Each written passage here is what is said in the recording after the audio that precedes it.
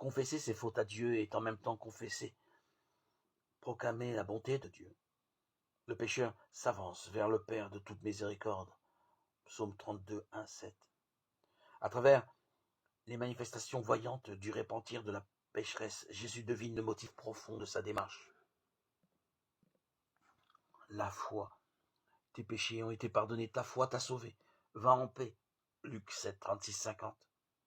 Demander à Dieu son pardon et vraiment reconnaître Dieu dans sa vérité de Dieu Père, celui qui donne et pardonne.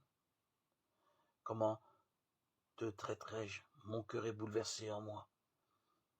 Je ne donnerai pas cours à l'ardeur de ma colère, car je suis Dieu et non pas un homme. Osée 11, 8, 9.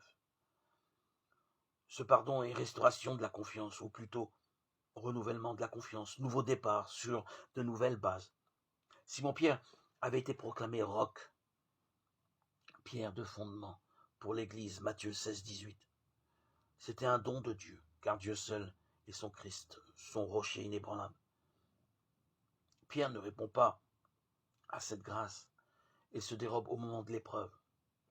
Je ne connais pas cet homme. Matthieu 26, 74. Le pardon de Jésus sera, à sa résurrection, d'apparaître d'abord à Pierre, Luc 24, 34 et 1 Corinthiens 15, 5.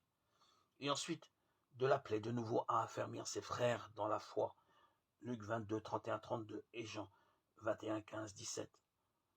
Saül était ivre de fureur contre la jeune communauté chrétienne, Acte 9, 1, 2, converti. L'apôtre Paul proclame lui-même: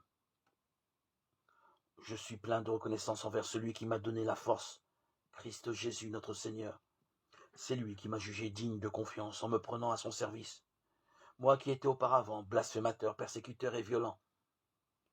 Mais il m'a été fait miséricorde parce que j'ai agi par ignorance, n'ayant pas la foi. 1 Timothée 1, 12, 13. Le pardon est création d'un être nouveau, porte ouverte sur un avenir imprévu.